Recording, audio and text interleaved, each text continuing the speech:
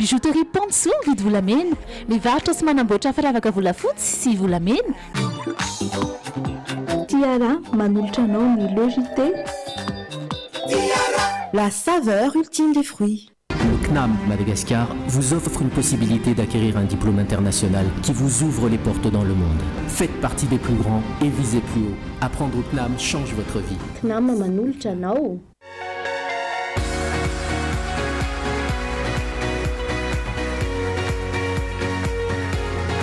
Esmia manolotra anao. Telma, safidiky numéro 1 malagasy manolotra ho anao.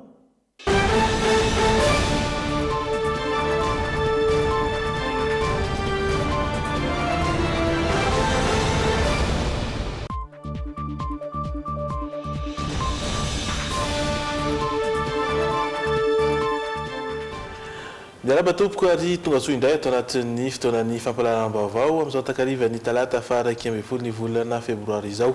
Reto avy hatrany ny lohateny. Misy tsy mazava ny fanafiana ilay cash point teny Tosy omaly ariva noho izany mitoy ny fanadiadiana hoy ny fanambarany ny ministry ny filaminam-bahoaka androany. Mitaky ny amoana azy sy ny sitrany Zuma solombahoaka azy ny mpisolo vava Andrasafin-Drazali Yvonne izay ilay larana faharota amin'ny lisitra indépendant leva nodidin'ny HCC isolo ny toeran'ny député leva izy. Natokany fanjakana andraisana an-tanana ireo olona iahina ho tratry ny aretina corona hôpital nanosialy sy no misa sivy ary malagasy misa valo no rahamaso eny an-toerana treto.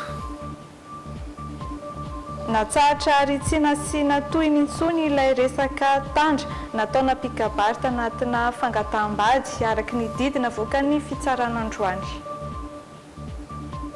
Eo amin'ny maresaka iraisam-pirenena olona fito no namoneny manerana ny Eropa no ilay rivo-doza sy ara isan'ny nitondra faisana ihany koa Irlande sy Grande-Bretagne ny alahady teo no nitondra drano nateraka izay rivo-doza izay.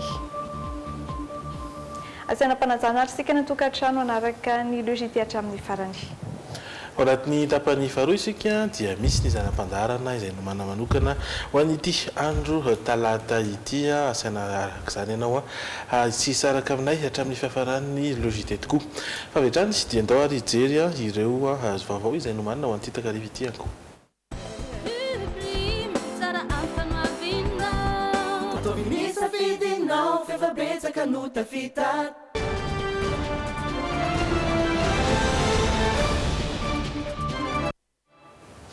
Mitaoriny ny fanafiana cash point iray teny Itosy dia nisy ny fanazavana izay nentin'ny ministry ny filaminam-bahoaka. Nambaran'ny ministry ny filaminam-bahoaka androany ary fa misy tsy mazava izay trangana fanafiana ny teny Tosy omaly ariva izay mio zany dia mitoy ny fanadiadiana raha tsy efina moa dia nisy ny vola lasan'ireo jiolahy nisy ny vola voalaza fa tafaporitsaka. Mbola ao anatin'ny fanadiadiana tanteraka amin'izao fotoana hoy ny ministry ny filaminam-bahoaka mahakasika ny fanafiana cash point iray teny Itosy omaly ariva. Mpitandro ny filaminana maro anefa no efa tonga teny an-toerana tamin'ny fotoana io. Raha ny antso vonjy ny olona hoe misy mpanafika ao. Rehefa tonga teo mpitandro ny filaminana dia nahazo tokotra ny vaovao hoe misy olona voatazona misy takalon'aina ao anatiny ao. Efa nandray fepetra zany mpitandro filaminana rehetra tonga teny police gendarme ny unité spécialisée gendarme miaramila ny police rehefa natao ny fidirana tao tovovavy ray ihany nita tao. Zay zany eo zany mbola azo lazaina anareo nisy tamin'ireo tovovavy reo nilaza hoe nisaoty avy tany amin'ny garage misy anankiray efa taty ivelany mbola mifamafao be zany ny fanadiadiana fa alolo ngamba zay mbola ao anatin'ny secret de l'enquête dia zanona amin'izay fotoana izay tsika mba hahafahanay mandroso kokoa any amin'ny fitetavana ny tena nanao amin'ny asa ratsy. Tsy mbola fantatra mazava ny vola lasan'ireo jiolahy tamin'io fotoana io. Raha tsy ahivina jiolahy miisa roa ny voalaza ho nanafika cash point iray teny Itosy ary nisy ny takalon'aina. Nampametra-panontaniana ireo nanatry maso anefa fa tsy voasambotra ireo jiolahy naka ny vola sy nanao takalon'aina tao anatiny tao. Efa resy tao dia ray tafaporitsaka. Dia telo tavela. Mahatonga ilay telo tavela zany voatoratoraka ny olona vela taty. Tsy nasampotsaka.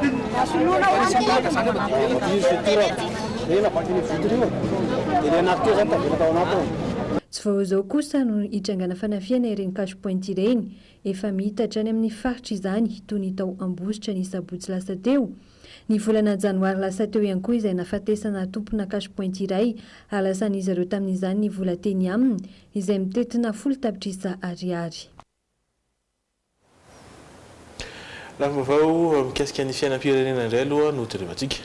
Araky ny didina voakan'ny fitsarana avy momba ny lalam-panorenana omaly dia sombavambahoaka miisa roa no voatery nosoloana no izy ireo tsy nanatrika fivoriana teny amin'ny lapan'ny Tsimbazaza ny taona 2020 sy 2020 samy nosoloana ny olona laharana faharoa tao anatin'ny lisitra na voafidy azy avy arak'izany i Rasolomam-piona Azy-pirenena izay voafidy tany Fandriana sy Raveloson Ludovic izay lany tany Mahabo. Hofalin'ny fangatahana fanoloana tsy ny toerana Robango amin'ny antenimieram-pirenena izay nataon'ny filoha Razanamaso Kristina dia namoaka didy omaly ny fitsarana avo momba ny lalam-pandrenana didy laharana aotraray tsipika HCC / AR voatendry isolo toerana ny solombavam-bahoaka Rasolomam-piona Azy-pirenena izay voafidy tany Fandriana Rakotomalala taratry ny ainadiana izay laharana faharoa ato anatin'ny lisitra isika rehetra miaraka amin'ny andriny Irina Rajoelina izay nalany azy ho solombavam-bahoaka Razafindrazali Yvonne izay laharana faharoa tao amin'ny lisitra indépendant leva kosa no solony solombavam-bahoaka voafidy tany Mahabo Raveloson Ludovic na député leva izy ireo arak'izany no anabitra ny ambiny fotoam-piasan'ny solombavam-bahoaka eny amin'ny antenimieram-pirenena. Voalaza ho tsy nanatrika fivoriana teny amin'ny antenimieram-pirenena izy ireo ny taona 2020 anton'izao fanapahan-kevitra ny raisin'izao. Tsy nisy raha teo ny antony mazava ka heverina ho nametra-pialana avy hatrany izy roa ireo araka ny fanazavana hatrany. Ankoatra io dia nodidin'ny fitsarana avo momba ny lalam-pandrenana ny 10 febroary ihany koa fa ho averina ho solombavam-bahoaka ny ministry ny fanabeazam-pirenena teo aloha Volaingo Marie Thérèse nahatsaratra tamin'ny asana solombavam-bahoaka azy i Jean Emmanuelson Ravenasy izay solony teny Tsimbazaza fonizy ny tanany andraikitry ny ministra.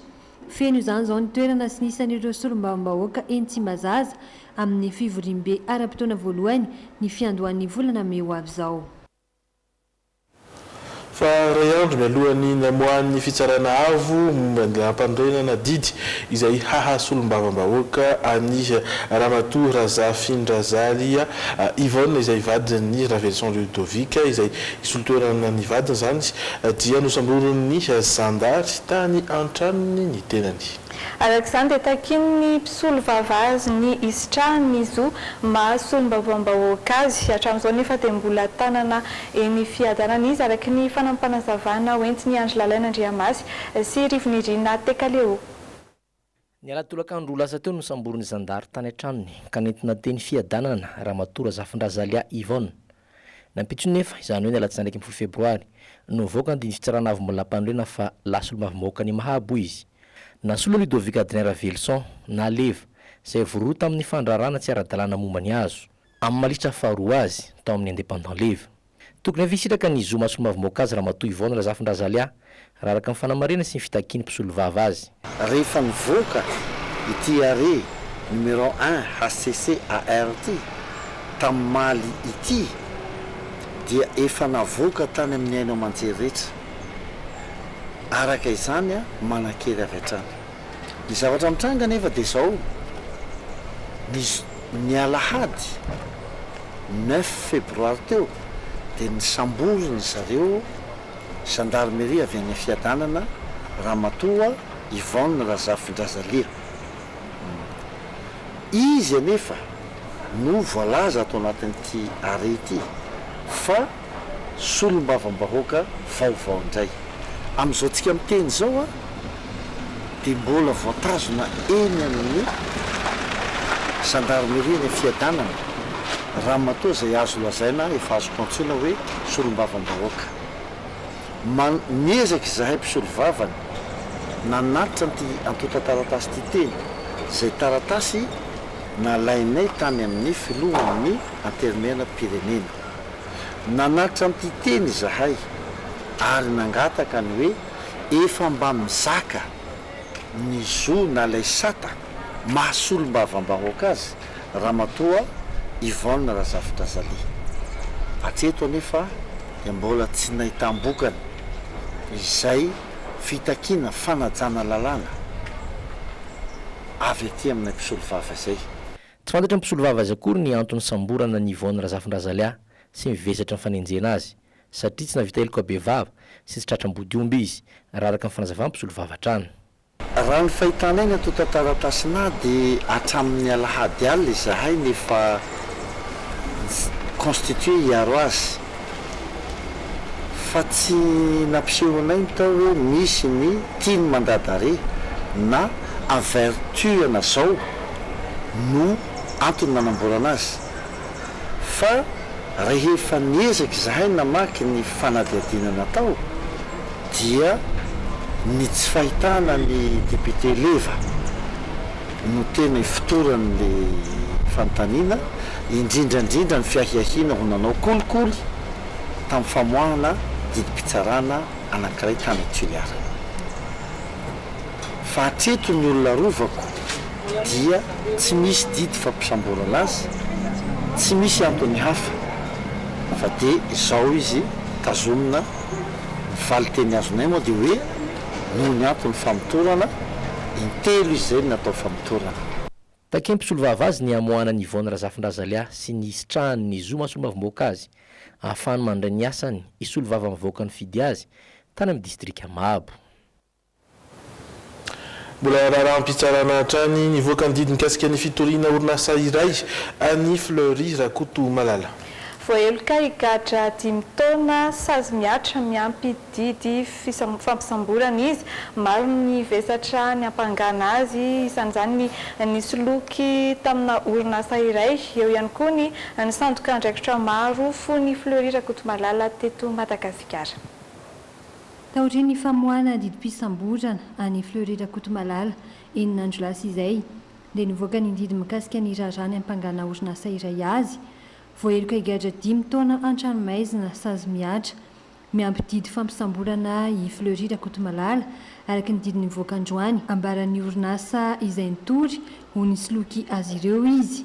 Ny ampangana ny Fleury Rakoto Malala ihany koa ny fisandohan'ny andraikitra maro fony izy nipetraka teto Madagasikara. Any Frantsa izy amin'izao fotoana izao izay andrasana ny toy ny raharaha. I Fleury Rakoto Malala raha tsy haivina dia manana ny maîtrise en géographie sy économie raha ny voalaza ny tao anatin'ny CV na taratasy fampahafantarana ny tenany. Efa nirosaka hovidiana ho filoham-pirenena ny taona 2012 ihany koa izy tamin'ny anarana fikambanana Miami na miaraka aminay ny Malagasy. Nitony tena ho mpandraray izy ka nahafahany nakavola tamina orinasa izay maro no nitory azy ho mpisoloky. Isan'izany ity orinasa izay nitory azy no ny fisolokiana ity ka nahatonga azy higadra 5 taona an-tranomaizina. Ny vaovaon'ny fahasalamana, ny vaovao ara-tsosialy sy ny maro hafa no iompanantsika indray aoriana ireto dokam-barotra ireto.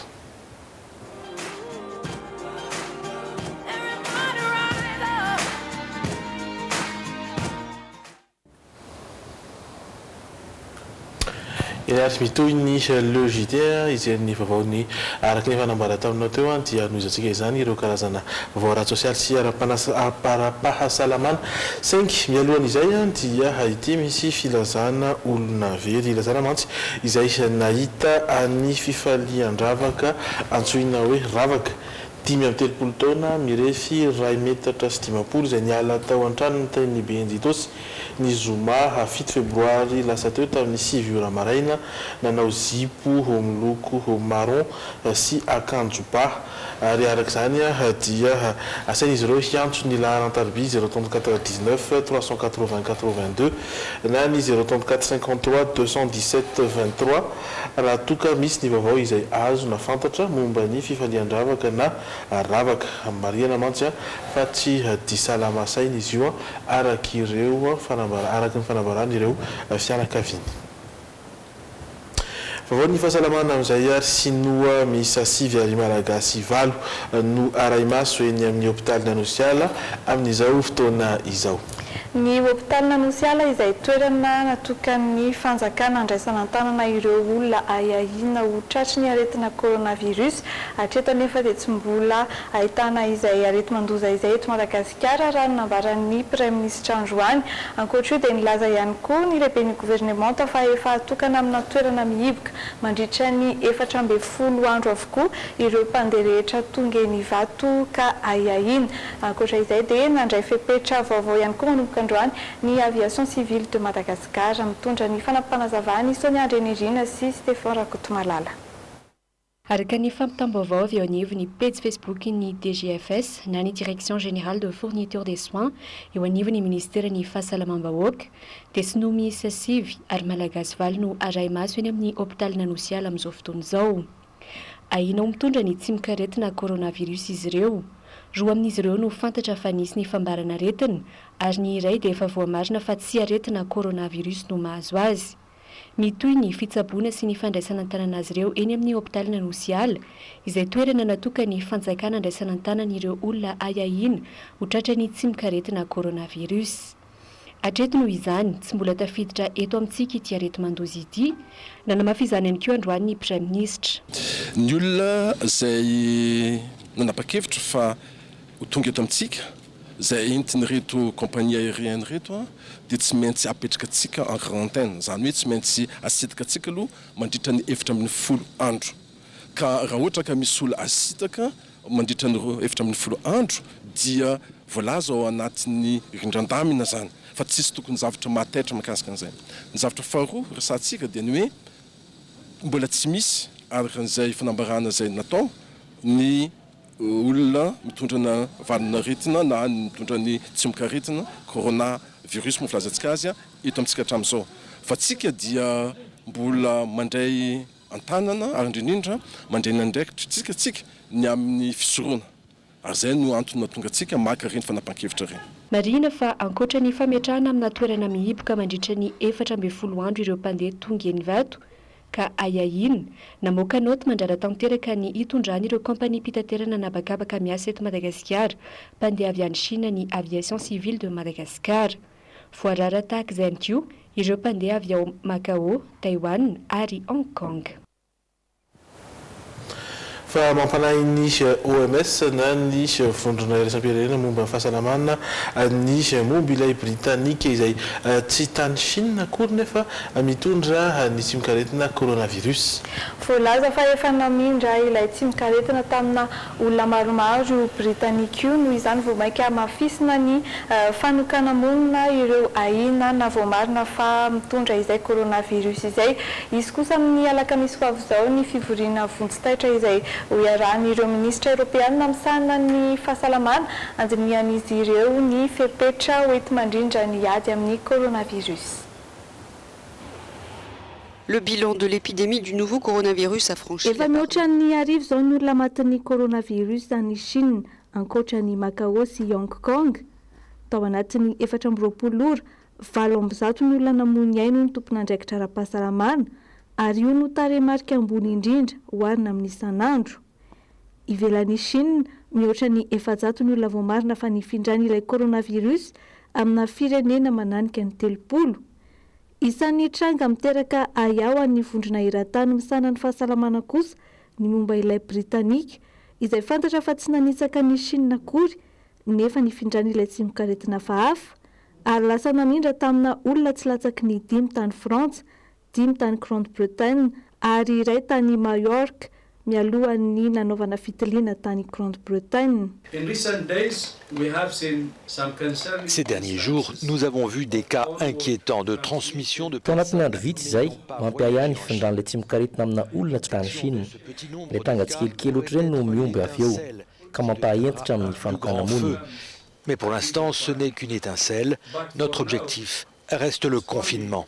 Amin'ny alakamisy ho avy izao, isy ny fivoriana vonjy-taitra iarahan'ireo ministra européenne amisana ny fahasalamana ka andinian'izy ireo ny fepetra hoenty mandrindra ny ady amin'ny coronavirus. Any Chine kosa, samba ny filoha Xi Jinping no hita nanao takom-bava nandritra ny fitsidihan'ny hôpitalin'ny Pékin. Everina fa hiazo tsy ho ela ny Wuhan izay toerana nipoiran'ilay coronavirus ihany koa ny filohan'ny Chine.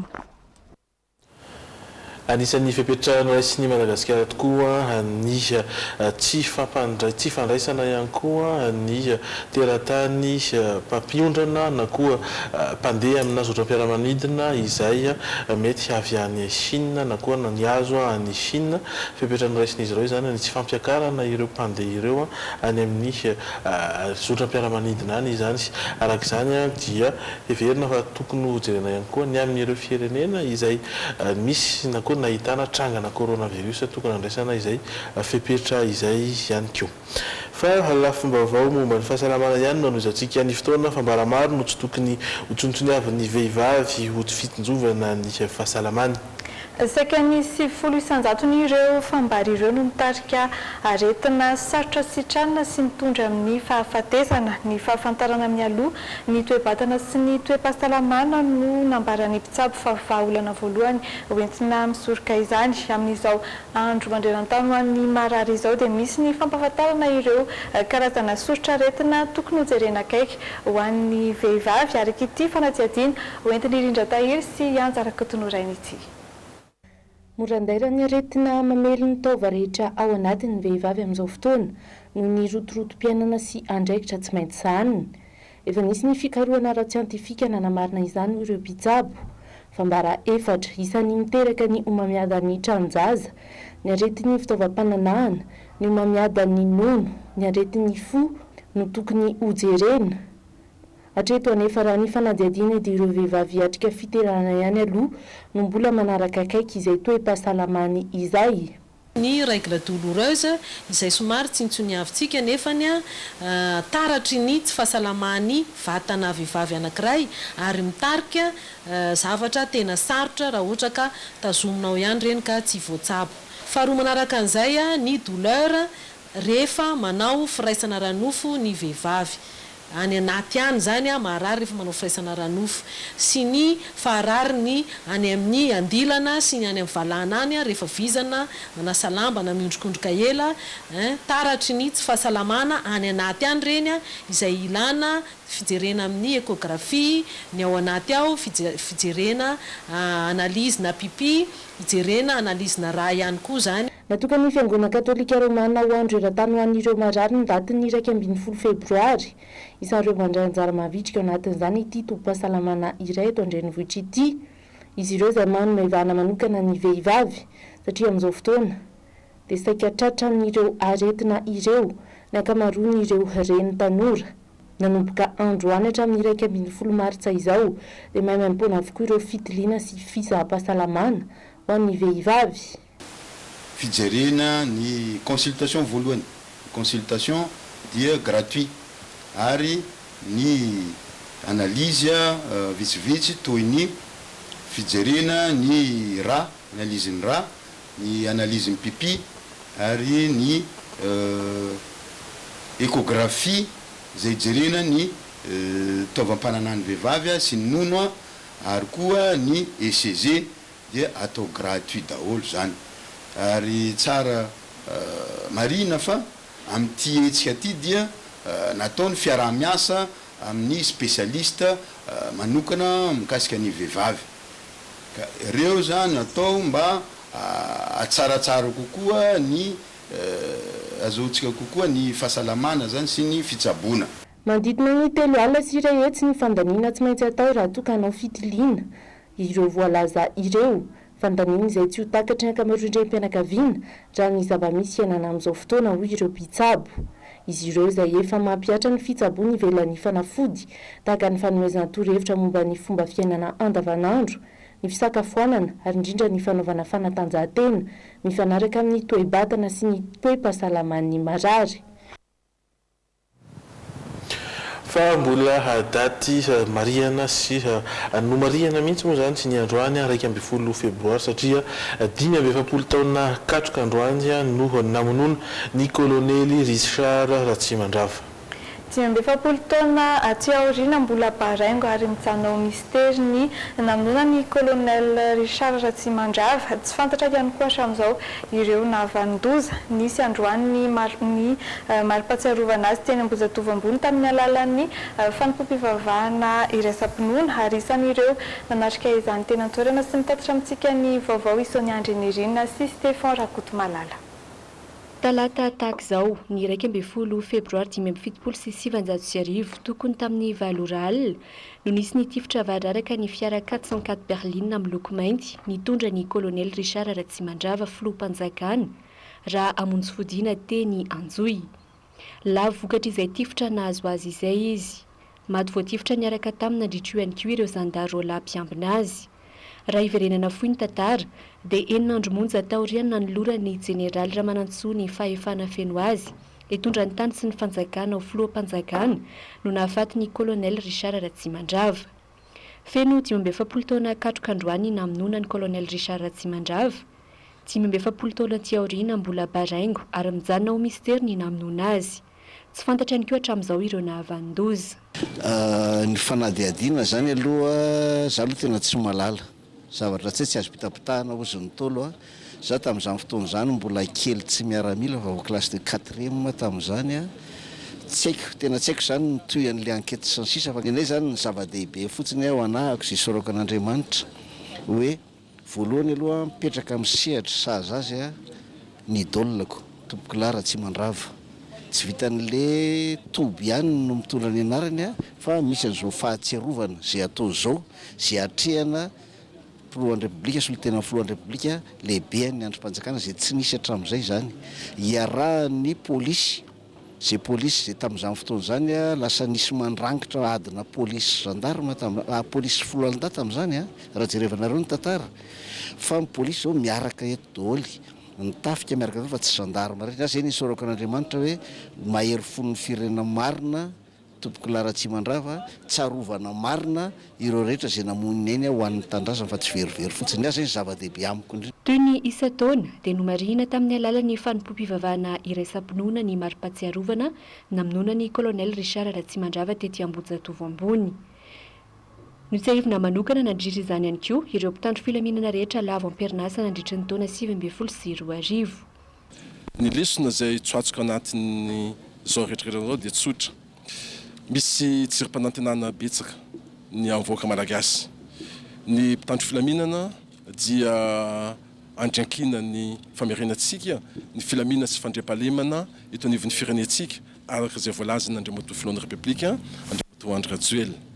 Amin'izao fotoana zao hita taratra na ny anavaratra na ny anandrefana na ny atsimo andrefana dia na aty afovoan-tany efa manomboka miverina fahatokisana eo amin'ny mpitandro filaminana sy ny vahoaka. Efa manomboka miverina tsikelikely zany fandriam-pahalemana zany.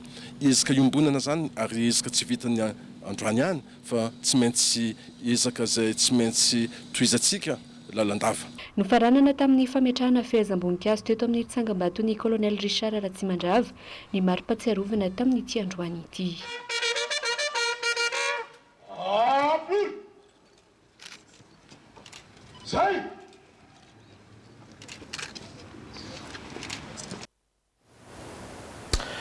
Lavavao hafa kosa indray nivoaka androany ny didi-pitsarana momba ilay resaka tandra nataona mpikabary tanatin'ny fangatambady. Natsatra ary tsy nasiana toy ny intsony io raharaha io na ilay antsoina hoe classé sans suite afa-pony avy amin'ny notoriana ny safidiny tsy andray fitenenana hialana amin'ny nomety fanafitoinana koa sy José William ilay mpikabary izay niaran'ny fanenjehana taorian'ny famoahana izay didy izay mitondra ny fanampim-baovao Rindra Tahiry sy Dolphe Rakotoniaina. Tomefy olona mpikabary na olon-tsotra teny amin'ny fitsarana nosy androany fotoana izay namoahana ny didy mikasika ilay mpikabary notoriana no ndresaka tandra izay ndraisin'ilay mpitory ho fanalambaraka azy. Tsy vita nazy fahafahana madiodio José William fa nisokajiana ho tsy nasiana toy ny intsony ity raharaha ity na ilay atao hoe affaire classée sans suite. Noho io dia nolavina ny ontra nangatan'ilay mpitory. ny safidiny tsy handray fitenenana nefa izy no ny taotry ny mety ho mbola mety sy ny fanafitoinana ao anatin'ny teny ataony. Nisy olombambahoaka Raoldiny izay isany nanaraka akaiky ny raharaha no nampitondrainy izay teny izay.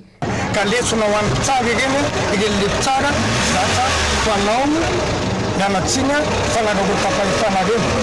Letsona ho amin'ny mpitandro filaminana izay hoe mahazo baiko avy any amin'ny tsara dia mampiditra violon olona.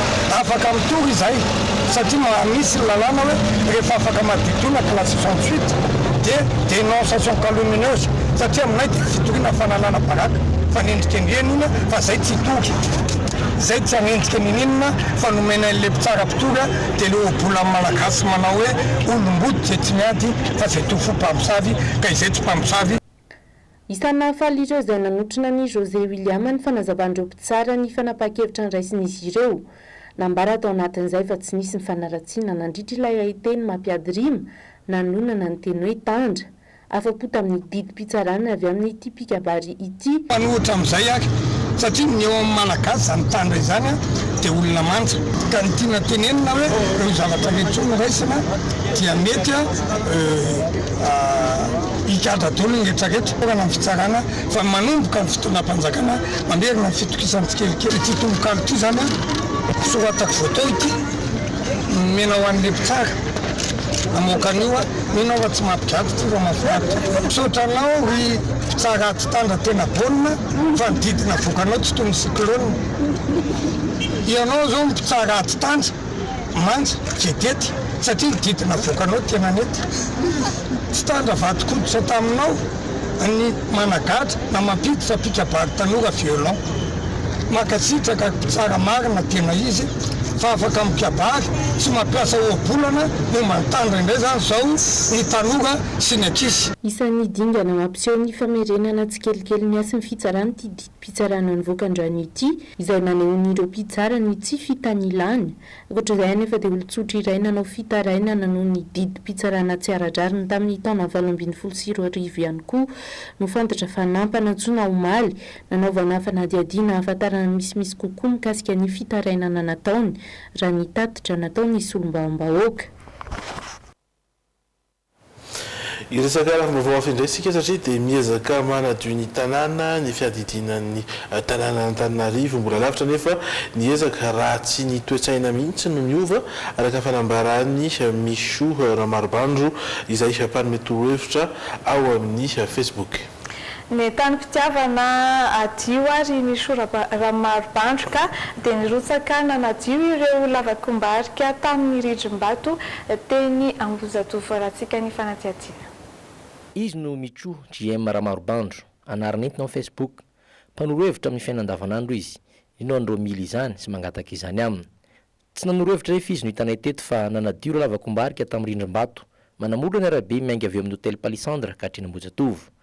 Fetika sy ampo miainga omaly rehefa nahita ireo loto tao anatin'ireo lavaky ireo izy tao anatin'ny fitoanany famovozana. Tsy hoe nisy antony manokana fa embouteillage mitohana avy ohatr'izao foana le fiara dia nandalo teto ao omaly dia rehefa nandalo teto ao omaly dia manomboka ry amin'ny Palisandra aty zay lavaka rehetra hitako lavakombarika zany natony tsara zany fantatry ny vahoaka malagasy hoe midika an'ireny dia mitsika ny orana dia amin'ireny karaha tsetsiny ohatr'izao dia malemy ny tany eo dia enjery dia le misy fako be dia be tena atrary amin'ny farany ambany ary madio le arabe madio ny trottoir fa le fako tsisy lavaka anankiray misy saiko le izy 20 am'zaka maniny satria manisy amin'iny fa 20 am'zaka tsisy lavaka tsisy fako dia hoy zay tapa-kevitra zany hoe raha pitso maraina dia hoentiko lekizy fa dia anadio an'io izay tsisy naniraka fa entany fitiavan-tanindrazana sy ny fahadiovana dia mba fampianarana amin'ny vahoaka tsy hoe mandalo eny an-dalana ianao dia tsy ariana eny amin'ny arabe ny fonina bonbon fa asitrika ety ohatr'izao tena mampalahelo. Isy ireo olona ao amin'ny any no nandray angady kely nisikotra ireo fako isan-karazana lavaka vitsivitsy no voasikotra dia fa mila ho feno ny gony nahita izany ireo mpona manodidina dia niezaka nanontany nisy mihitsy aza ny sanjo ireo olombelona fa manadio ety saingy ireo mpandalo mandoto izany nampitandrina ireo mpandalo mandoto na manary fako ety ireo mponina dignany iray amin'ny fahadiovan'ny tanàna ny tsy fanirana fako etseroa fa misy toerana anariana azy ireny. Mba tsy hanarinary fako e na dia fonina vaovao ary a dia tsy tokony ariana na megoana azy gararana satria ny olona zany efa zatra maloto eo a aza mba olona ray voalohany anary fako amin'ny toerana ray satria tena mahita ny fako iny le olona dia olona ray nge zao no nahitan'io e dia hitany hoe feny fako dia eo koa manary lasa riny. Ary ny tanterahana androany kosa ny fanolorana ny fanomezana ho an'ny kiady no enjanary izay voasarika tamin'ny lalao Ciné Vacances en 3D karakarainy ny Canal 7 vidéo. Saram-pianarana mandritra ny herintaona no nampanantenaina ka hatrany dia naterina teny amin'ny sekoly ny anaran'ny kiady mihitsy izany niaraka tamin'ireo ray aman-dreny. Nahazo nandray anjara tamin'ny fisarihana avokoa ireo ankizy tonga nijery sarimihetsika tao amin'ny plaza nandritra ny lalao Ciné Vacances en 3D no karakarain'ny Canal 7 vidéo. Anisan'izany kiady nomenjana azy voasarika tao anatin'ny lalao ny anarany ka nahazo ny fanomezana saram-pianarana mandritra ny herintaona any amin'ny sekoly anarany izy.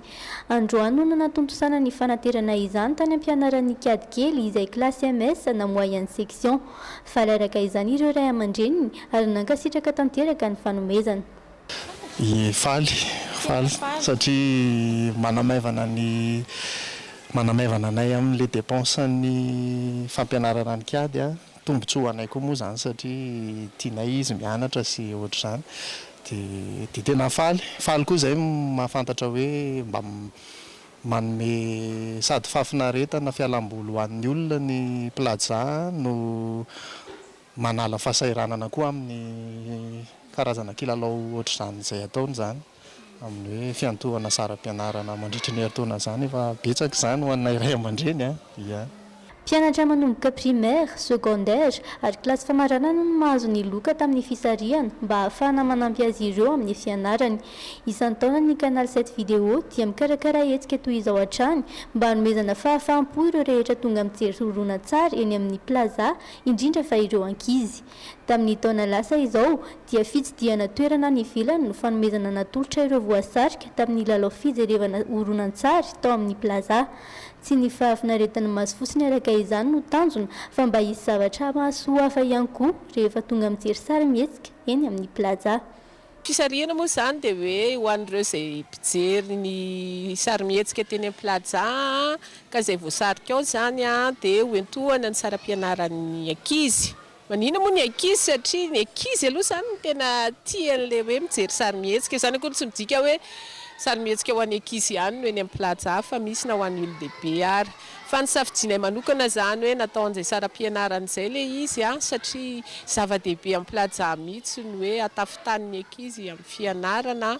Marina fa mbola ho avy ihany koa ny fotoana hanomezana ny anjaran'ireo ankizy hafa voasarika ankoatra ny kiady. Mitohatra ihany kosa ny lalao tahaka izao amin'ny plaza araka ny nambaran'ny tompon'andraikitra. Any ivelany olona fito no namony ainy manerana ny Europa no ilay rivodoza Tiara.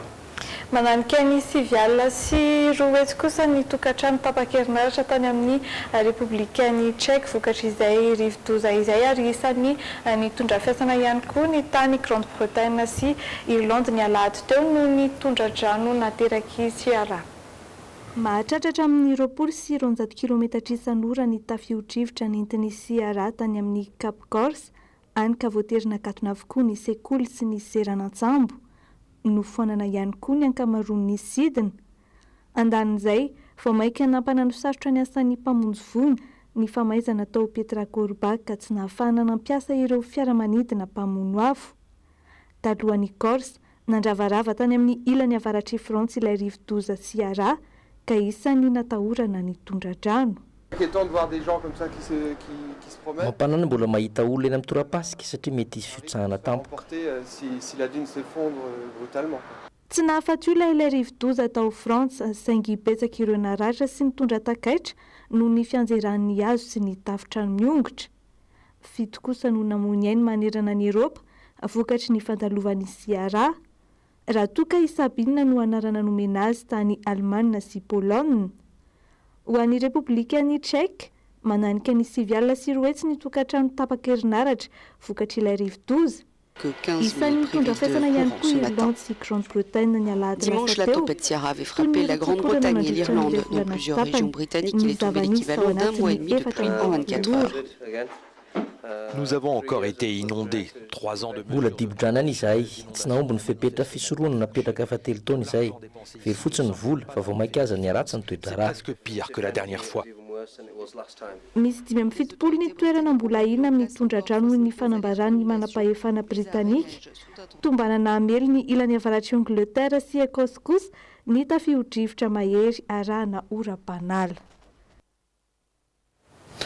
Ampadirina aminao ary fa misy tsy mazava ny fanafiana ilay cash-point teny Itosy Omaly noho izany dia toy ny fanadadiana hoe fanambarany ministra ny filaminam-bahoaka androany mitaky ny amoana azy sinistrany ny zo mahasombam-bahoaka azy kosa ny mpisolo vava ny Razavin-Drazalia Yvonne ilay larana faharoa tamin'ny listra tsy miankina leva nodidiny ny fitarana avy ny lalam-panorenana isolo ny toeran'ny député leva ny tenany natokany ny fanjakana andraisana antanana ireo olona iahina ho tratry ny aretina coronavirus ny hôpitalin'ny anosiala sy no misa sivy ary malagasy 8 no aray maso eny antoerana hatreto ary tsy hitatsika ihany koa ny vaovao mikasika ny fitsarana ilay rara ady tandra izay nampifanolana pikabary iray sy ny mpitsara iray na natsahatra sy nahato tsy nasiana toy ny intsony ilay resaka tandra izay ny fanomalian'ny